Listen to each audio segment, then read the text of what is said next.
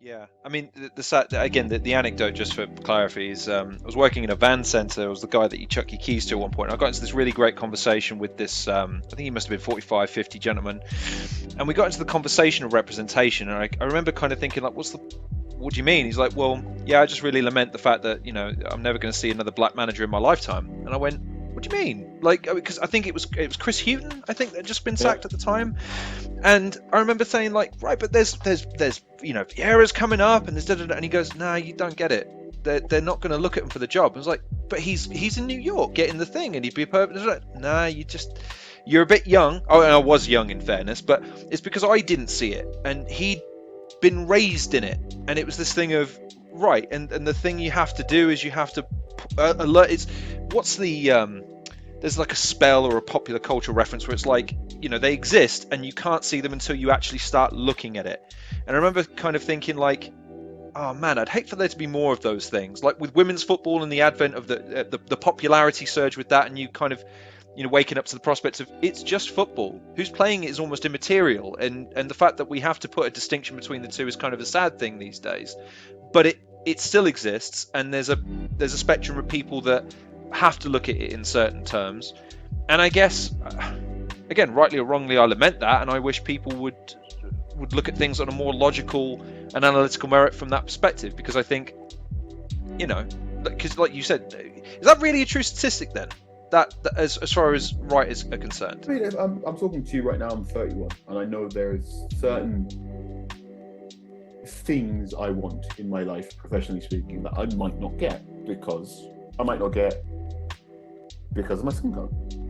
Is that so? This is why I don't want to ask this question from a bold head, because I knew I'd stumble into the question rather than ask it succinctly. But is that something you feel, or is that categoric in your mind? Because I'd hate for that to be the thing, but I worry that me, like a lot of people, just because I would hate it to be the thing, makes me blind to the fact that it is a thing.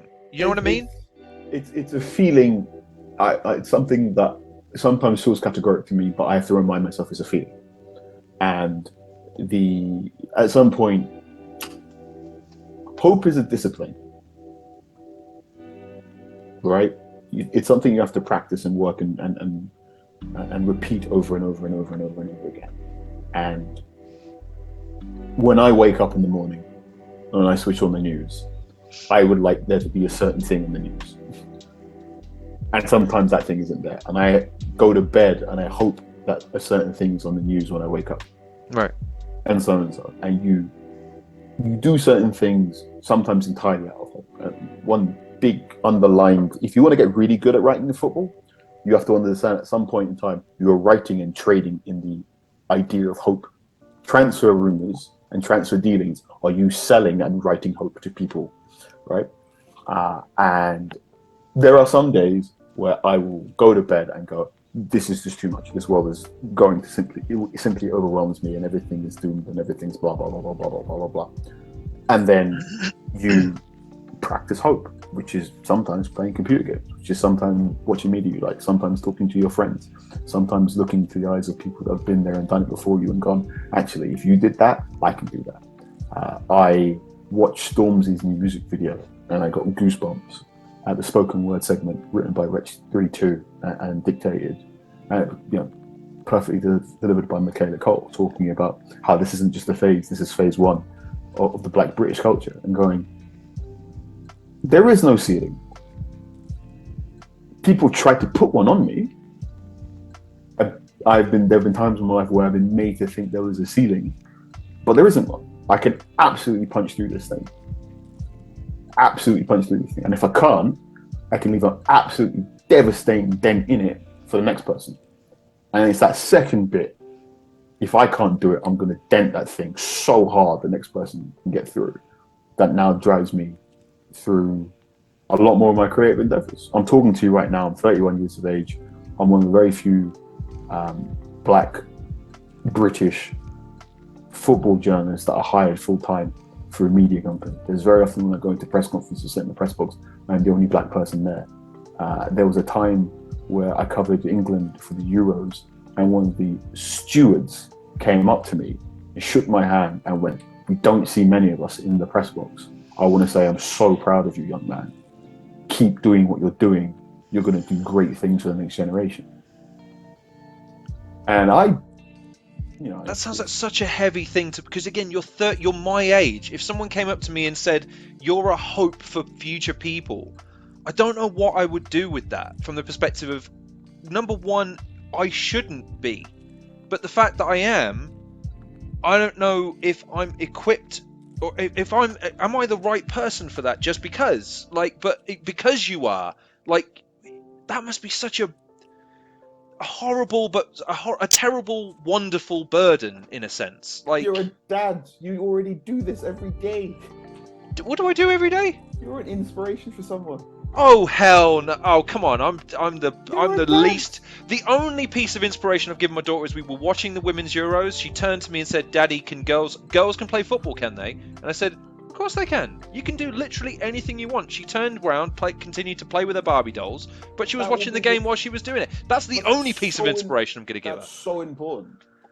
But that's basic. This is what I say. This is why this concept is so mind-bogglingly annoying to me when you see the England Euro finals and the way the country was, and in a moment, this weird hatred is spewed out of nowhere, and it's infuriating to me because it's based on nothing but ignorance in an age where you have access to all the information and knowledge and history that you could possibly want, and you make the same fucking mistakes. It's infuriating. And it must be even worse because I'm not even subject to it. I'm the person that gets to skate by going, "It's terrible." Everyone's going, "Well, why do you care?"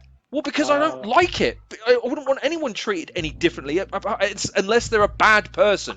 Treat that person badly, sure.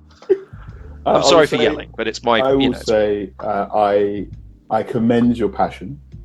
I commend your enthusiasm for understanding certain things should be basic. I commend the fact that you told your daughter, "Yeah, you can be absolutely anything," because you have to think in the last 50 or 60 years, there would have been dads that have not said that. Well, I suppose for safety, because again, this is the thing. There would have been people who didn't say the thing you said, and that would have had possible reverberations on someone's life in a way. So the fact that you said it without even thinking about it, well done. And yeah, look, if I think about certain things for too long, I might feel certain pressures and I might behave in a certain way. But something I think about a lot is I can only be me. I can only be Carl Anka in this life. And I am most effective and most successful when I'm Carl Anka. And I tend to be quite miserable when I'm trying to be someone else. And if there is a version of me out there where me doing Carl Anka things is useful to the world and is useful for people looking for certain things, then so be it. And if there is a point where me doing Carl Anka things is to the detriment of people and to the detriment of people, well, I'm going to try my best to stop doing that. And that's all I can do. That's all I want to do. Again, I was the ham-fisted way of approaching the subject because, again, I mean, for clarity, my experiences only range from being called a Gillian's chocolate once by one of my friends who explained to me calmly and collectively, who was a black guy, by the way, before I preface this story, "You're black on the outside, white on the inside, black on the inside." And I was like, "What the hell are you talking about?" It's because I shared some of his interests that none of his other friends did, and he had to act a certain way around certain demographics of friends. I'm like, that's the dumbest thing I've heard, dude. You just do you, and you'll be fine. But it was something I wasn't cognizant of that age because, as you're alluding to, I've noticed that in my workspaces, do you know what? Actually, he was the only black guy on our floor, and there wasn't any other multicultural diversity in there. Now I go into my office, and it's what you would have anticipated all along had you just said, "You're the most qualified person, we want you," rather than, as you've alluded to, "Oh, you're so-and-so's mate, aren't you? Or you're the daughter of this person. Yeah, okay, cool. Yeah, we've got a job for you." And then when the person who was qualified came along, it's, "Sorry, we don't have space." What, you don't have space for the best people? Is that a good way to run a business? To preclude people? You want to preclude people based on nothing?